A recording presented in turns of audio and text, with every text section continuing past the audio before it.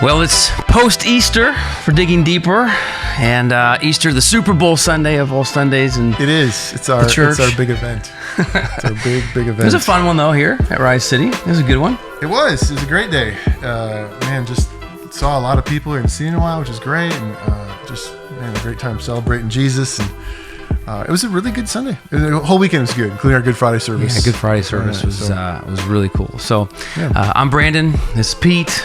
Pete, yes. We have different people on these Digging Deeper episodes, so there's your introduction. But we just thought about talking all things Easter, because it is a significant, not just church event that takes place once a year, but it's surrounding or centered on the major event of the Christian faith, the resurrection. It is. And so we get excited about that. So, one of the things that's interesting being in, I don't want to say in America because I don't live anywhere else, but I do know, like, in our culture, we really approach what you might call like the Christian calendar, where like the penultimate, highest, most important moment is Christmas. Everything is Christmas. We spend a whole month celebrating Christmas.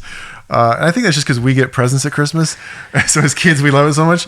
But as Christians, the apex, the pinnacle of our faith is Easter. Yeah. It is the moment that Jesus defeats death and wins the day and proves himself. And so, we want to make a big deal out of Easter, and we do. So here's the thing. I want to start actually with that idea. Okay.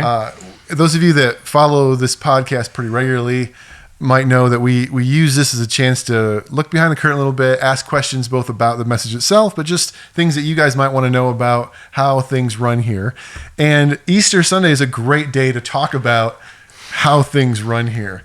And I have two things. The first is, and I'm going to bring it, so every week we have a team of people who are involved in planning the services that get together. We talk about, what went well last week, what's coming next week.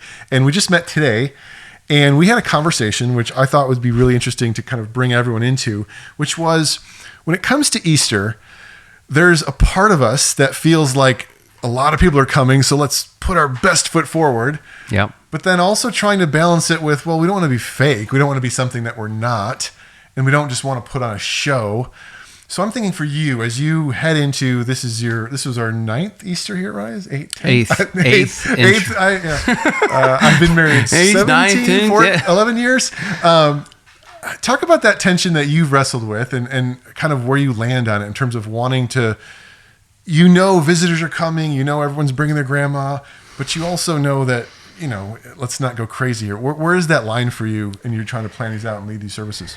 Yeah, I think everybody's probably different in their approach to this. I think for me and for us at Rise City, like Ben, our worship pastor, made a fun comment, I think today, that was really good. He said, you want to make sure if you have a bunch of people coming over, you have your house cleaned up. So we definitely want to have our house cleaned up. We want to put our best foot forward. We believe pronouncing and celebrating the resurrection of Jesus deserves our best. But we don't want to give false impressions that when you come back the week after Easter, it's like, there's no ponies and face painting, and there's no jumping free slide living TV giveaways or whatever else the next week. There's not this massive, choir. So what is reflective and authentic to who we are, but at the same time, making a big deal of it. And so over, 8 years now here at Rise City, I really think that kind of the way that we go revolves around if we felt like really inspired creatively to keep adding different layers, or, if there's not this big, huge inspiration, the resurrection, of course, is the inspiring part, but like, hey, here's this creative angle, then how do we really just make sure to capture, I think story is always a really big deal. I'm always want to make sure to capture how the resurrection still is making an impact in people's lives today. Singing is an important element always to just be able to sing out and give praise to God, and to explain why the resurrection is so important. So I think that those are things that we're looking at how to do it. But this year, the creative side of it was more like Good Friday. Like Ben had a lot of different or more interesting ideas for how to go about Good Friday, and so we really leaned into that. Where in years past, I've preached with a skeleton on stage. We've had different kind of montages of music and video at the same time, and we've had light bulbs turn on. And I did a first-person narrative one time, but But We this made a year, small movie once with the prodigal son. oh yeah, we've yeah. done We've done a lot of different breaking things. pots that didn't break. Yeah, that was just Yeah. miraculous. Go back and watch that weird. on our website. But this year was like, I wanted to tell the story of the two thieves on the cross. But Ben had a vision for like, how do we really help people come more to Easter ready to celebrate because they've felt the weight really of what Good Friday is, of Jesus' crucifixion. And so that became more of where we put all of our time and energy. So both were done, I think, of what we'd say with excellence. But at the same time, we're not going to try to force and do something if it's not there, because then it comes off really, I think, inauthentic and not representative of who we are. And we also, just another behind the scene, show how on top of things we are. We had talked, months ago, John, you probably remember, but like we had this idea where you told us, we were just brainstorming, like, what are you thinking about Easter? And you kind of were like, well, I'm thinking like the two thieves on the cross. And so we start brainstorming. I was like, what if we had two crosses hanging and we shone light on them? Like, yeah. And we went out and found some Mary West, who's phenomenal. Yeah. She made those crosses from like styrofoam, so beautiful. And then like 2 weeks ago, you're like, I might be going a different direction. And I was like, oh no. I mean, this is borrowing your language from another time, but it's you're like, you talk about when you lead worship, you're like, sometimes I can be like the drunk driver. You just, and like, I will say that as a preacher, there are times like there's intoxication of the spirit, not any other, but there's this, as you get closer to the moment and you really get yourself into the text, you're like, okay, God, what do you want to say in this particular time? And I personally have a hard time having something, unless I'm crystal clear 6 months in advance, that closer I get to it, it's like, well, where's the church at? We've been going through Acts. What's best? And so, it was like, I still want to do the same thing, but I think I'm going a different angle. And you did end up landing there. But here's what really scared me, though, was not just that you wouldn't go that direction. What scared me was 2 years ago, when Mary and I first connected, we had this idea. It was it was called Rolling Stones, and we had an idea of building a massive tomb with a rolling stone. Yeah. And Mary actually built it, and it was like huge, and it was beautiful. And then, like 3 weeks before Easter, COVID hits. Oh, okay, completely shuts it down. I still ran with it. Yeah, and though. so okay. we're all sitting here like, oh no, we can't. We moved online, and like we can't use it anymore. And we ended up kind of using it on the video, but I was like, oh, I hope I get to use these. So they did work out though, and we got to hang them, and I thought it was really cool. It was a good effect, and I mean, it was just a great Sunday. One of the things that you didn't like about Easter, again, we talked about afterwards, and this is something that we as a team have been wrestling with for a while, is being a church that gathers together and has kind of a freedom and a sense of, we have a time here, but we also can kind of breathe and move. And on Easter Sunday, with 3 services, it was like boom, boom, boom, boom. You got to be done at this time. There was a tight crunch.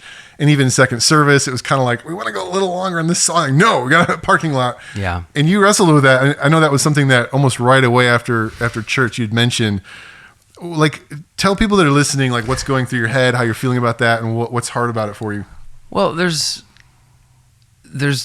honor at stake. There's honoring everyone who's there and honoring all the people who are serving, honoring the parking lot people, all that kind of stuff, because there's so many more people. So the honor piece is like, how can I be efficient with the time, stay within the time margin so we can turn over the parking lot, get new volunteers in, make sure the lobby's not too congested, make sure that people have the space to be ready for the next service and all that kind of stuff. And so there's honor there. But then there's honoring the moment, what you feel like the Spirit is doing in the service, or how the Spirit's working in people's hearts. But you feel like if there's this moment where I feel like I need to say a couple more things, or maybe they want to kind of have the music go a little bit longer, you feel like, well, I can't, because if I do that, then all of a sudden we've got chaos in the parking lot, and we're not going to have the children's ministry turned over. And so it's really frustrating. And when you look at it, it's all important because people matter, and if you don't consider people and you create chaos, and there's frustration. But at the same time, like, we're here to celebrate an empty tomb and freedom that comes in Christ. And so when that moment feels like it has to be so concise and has to be like almost so like, every I is dotted and T is crossed and we can't go any further, it's just like, it seems like the celebration then becomes very programmatic and planned versus just authentic. And so I struggle with that. And then leading into the week, like the truth is oftentimes I am, or the preacher is the one who determines how long the service is, because I can go an hour or I can go 30 minutes. And I know I probably should at times, like, hey, people's attention spans are small, so stick at 30 minutes. But like I struggle that 30 to 40 minute, like if you give me any time in there, I'm great. If I have to go 30 or below, it's hard. And so all week I am stressed and I am trying to make sure like I do not go over, because if I go over, it causes this, or this person, a song gets cut. And I hated the internal anxiety that I had, it just drove me nuts. And I think I told you and I told everybody, I was like, you know what? I don't know how we're going to do this. We might have to build a bigger auditorium or something, but like, I just don't want to have hour-long services ever. Like, I just don't, because, I mean, first off, people have taken a lot of time to put on their Easter best and do all this kind of stuff, and they get here, and all of a sudden, by the time they get their kids checked in, they sit down, it's like, it really is about 45 minutes that they're here. And it's like, it seems like we should do more than that. Plus, it's the resurrection of Jesus. I think it can demand 45 minutes, but it also should have way more than 45 minutes. So, I don't know. And then when it's all said and done, I'm feeling all this anxiety and stress over about 5 or 6 minutes in a message or an extra tag to a chorus of a song. So yeah, anyway, I don't know what to do about it, but if you're watching, if you're listening, just know, like, you might not notice it, but it is hard to hit times. Yeah. And there is this internal stress that takes place, because what if God does prompt us to go longer? What if like that extra refrain of that song kind of is what God even uses to move in someone's heart or really deepen what they've just experienced. And God's, in control and sovereign, use that, but I hate it because at times I feel it, but I feel like I have to stop what I sense in the spirit for the sake of sanity of people and crowd control. And I don't like that. I think to me, this is a great forum to even talk about it, because the truth is, I don't know who all is watching or listening right now, but my assumption is most of the people that are tuning in to Digging Deeper are probably people that are at least connected to our church or whatever. That's fair. And what I've found is those of us that have maybe called Christianity a part of their life for a long period of time probably they didn't come from Rise, because we've only been here, I'm pretty sure it's 9 years. Is it 8 years? Our 9th birthday is this October. Okay. I don't think it's we launched in 2013.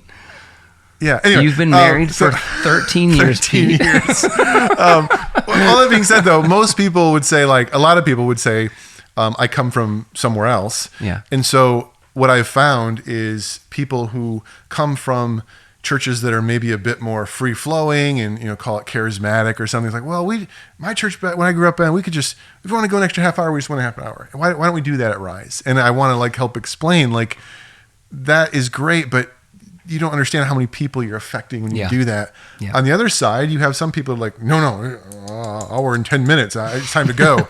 It's like, it's okay to sometimes, it's finding that middle ground that's hard. And so I want to completely change directions and ask something that I think maybe no one is wondering this, but I want to know this. We talk about a big crowd at Easter because the fact is Easter and Christmas are days that people who maybe aren't as committed or aren't as wanting necessarily to go to church are like, fine, I'll go. And there are a lot of people, I know this because there were a lot of people here on Sunday. There's a lot of people at Rise City who I think took a step of faith and invited someone this week. Yeah. They had to have. We almost doubled in size. Yeah. Well, it could have been our social media push. John did an awesome advertisement through that. So if you're somebody that just went out of your comfort zone and invited your neighbor and they actually showed up to church on Sunday, now what? What would you say to those people who now their neighbor showed up, their grandma actually came to church? Like, what's another step they could take with those people? I mean, you're the best person to follow up, because they came not because of Rise City, they came because of your invitation. There was a personal relationship that somehow garnered trust in that person's life, trust of your invitation, that you would invite them to something that they think that they would probably benefit from or enjoy. And so their step of faith was like, I'm trusting that they had my best interest in mind, and I came. And so now that they have come, I think the best person to follow up again, whether that's extending another invite to them this coming Sunday and saying, hey, what did you think? Want to come back? or at the very least, trying to have a conversation like, I would love to hear how your experience was at Easter, and what conversations took place after, just to keep that conversation going, because the likelihood is it's going to take multiple invitations for someone to keep coming. And even if they don't keep coming, you now at least have a talking point to go off of in future conversations in terms of faith, whether or not they come to church again. But, that time that you came to Rise for Easter, this was something that we did, and we still do that. What did you think about that? Or, man, that time that, like example, like I talked about the two thieves on the cross, the one receiving forgiveness, well, both receiving forgiveness, but one, actually accepting it. What happens if a couple months down the road, that very person you invited might not come back to church, but you're having a conversation with them because they're your neighbor, their coworker, and they're struggling with harboring a lack of forgiveness for somebody or whatever. You can point back to that. And so I would say, be thinking how, with what you experienced on Easter Sunday, you can inject that into conversations or future invitations, and it's going to be received more so because it's from you, and they trusted you to begin with. That's good. I just know it can be scary for people. It's very scary for people. Yeah. It's difficult by itself just to invite someone to something, but then they've come, you're like, well, like I have a text I haven't sent yet, and there's someone that came, and I had a great conversation, but now I feel like if I send that text, like, oh man, now he's gonna think I only wanted him here to get him saved, which I did, I did, but at the same time, like, you're my friend, and so I don't want to like mess up the relationship either. And now he thinks that you were just a project, and I think that there's that fear where it's like, I want to send that text because I know he had a great experience and it provoked a lot of thought and question. So I don't want to miss the opportunity to follow up. But at the same time, you just know, because it's almost like when you're solicited for things, like only so much can you take, and eventually you tune out. And I just want to, like, what is that? Just what's the discernment of knowing when and how much, and Lord, I can keep praying. Like I'm praying for all the people who heard that may not come back, but God can work behind the scenes more than even me trying to make things happen. And so those are some things I think about. That's good. And I just, even as one of the pastors here, I just want to say, like, we were asked a question. Sorry, my mind's blanking. We did a Q&A kind of thing, and somebody asked a question. Maybe that was it, of like, how can we be supporting you, or what? I think that was the question, like what makes you guys, feel supported? Yeah. And you answered it, but the thing that went through my head is, I feel the most encouraged, supported when it seems like you guys are doing this with me, with, like, it's not me, I'm on paid staff. It's like, no, we are the church. And a Sunday like this, for me, it's cool to do all the bells and whistles on Easter, but knowing that I'm part of a church where you guys are out there inviting your neighbors and bringing your friends to these things, it's encouraging to me, because it's like, we're in this together. You're not just expecting us to, like, it's like, no, this is us doing this together. And so, however we can help you guys, and maybe you're sitting at home and you're like, my neighbor asked me a question and I can't answer it. Shoot us an email. Like, talk to us. I love helping that way. So, it's like we're here for, we're like resources, not end alls. So, like, God gives us opportunities to share things or to teach things, to help you maybe in answering questions, but we're not the ones able to have the conversations that you can, because you have the relationship. And so when we know we're doing what we're doing, and in our own personal lives, hopefully investing in those relationships, and you're doing what you're doing in your spheres of influence, we're working together. And I think you're dead on. Like, that is so encouraging to us to keep going and doing what we do. So I want to end with a question. Question. Well, I was like, we were just talking about asking questions, so I'm going to an asking question. And there's no right or wrong answer to this question. I just thought it meant there's no such thing as right and wrong with questions. Yeah. So I don't even know. I do think it's helpful just to maybe give a little bit of space to be a little clearer. When you talked about these two guys on the cross, you not only said which cross they were on, but you even told their name. Yeah. And like, anyone that's like holding their Bible, they're like, wait, what in the, how did you know their name? In defense, you did say a church tradition.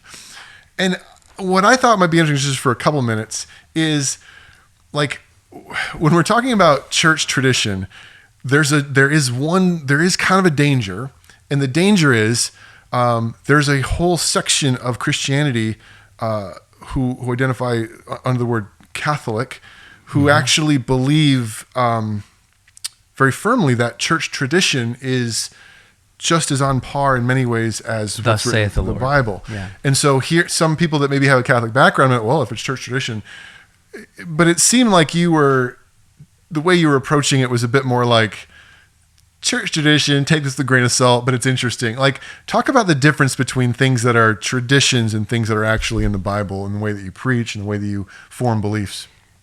Yeah, I mean, if it's in the actual Bible, and I would say even the Bible that evangelicals or Protestants use is different. There's a section that's not in that Bible that's in the Catholic Bible, the apocrypha. Mm-hmm. So even to say, when I say what I see in the scriptures, I'm referring to the Old Testament and the New Testament combined.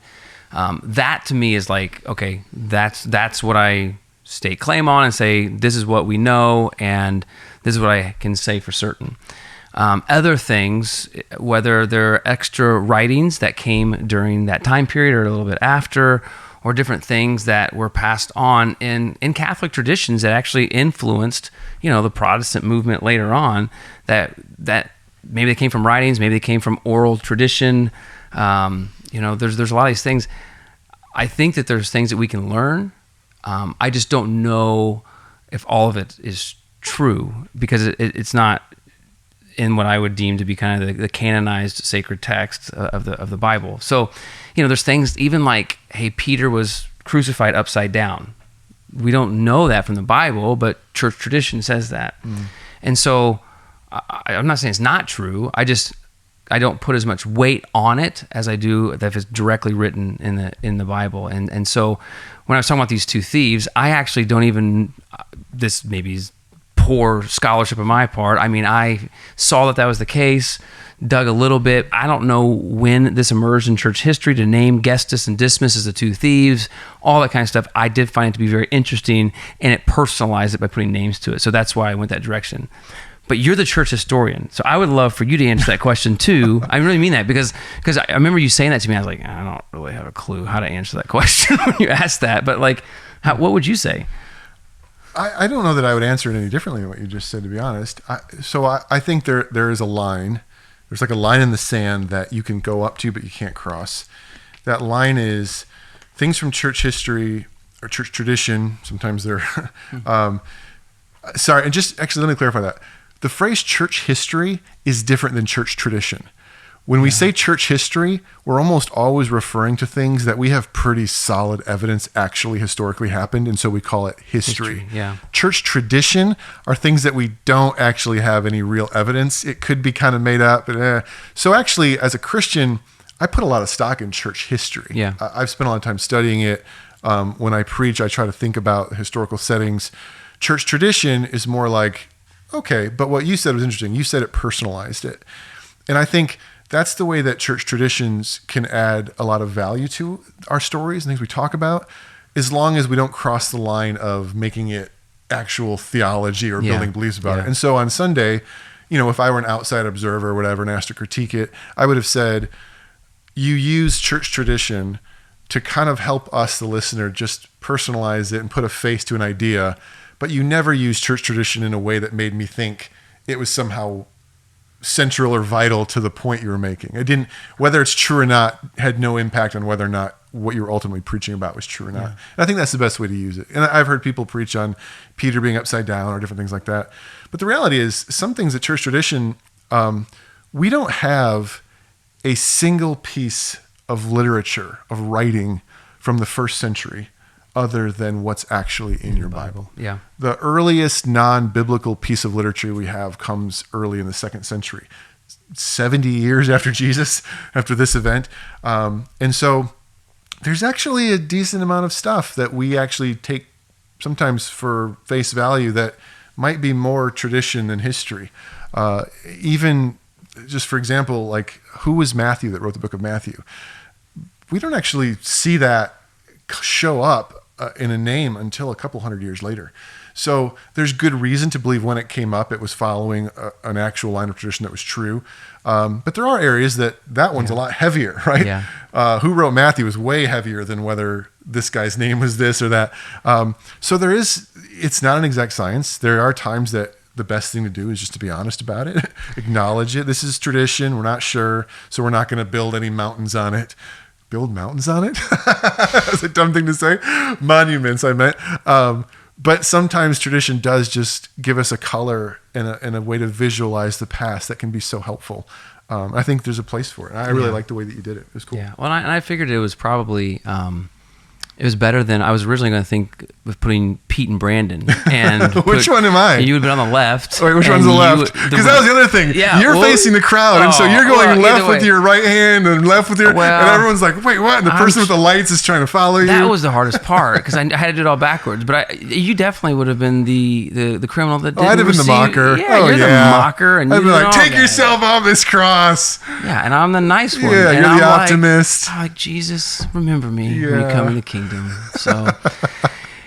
Well, that was Easter. That was Easter. Good Friday. It was a great weekend. It was a great weekend. And we are praying. One of the things that John mentioned in our meeting today was just, that seeds get planted. And Jesus tells that parable that some of them actually end up going deep, being watered and bearing good fruit. But some of them get plucked away and some of them get stolen away. And so our prayer is that all who came, that God would keep bringing people into their life to water that seed and to deepen it. And our hope is you would keep making invitations. You would keep investing in the people that you brought so that opportunity wasn't just one time that they heard, but hopefully that they come to receive just the good news of Easter, which is ultimately Jesus is alive. So for sure.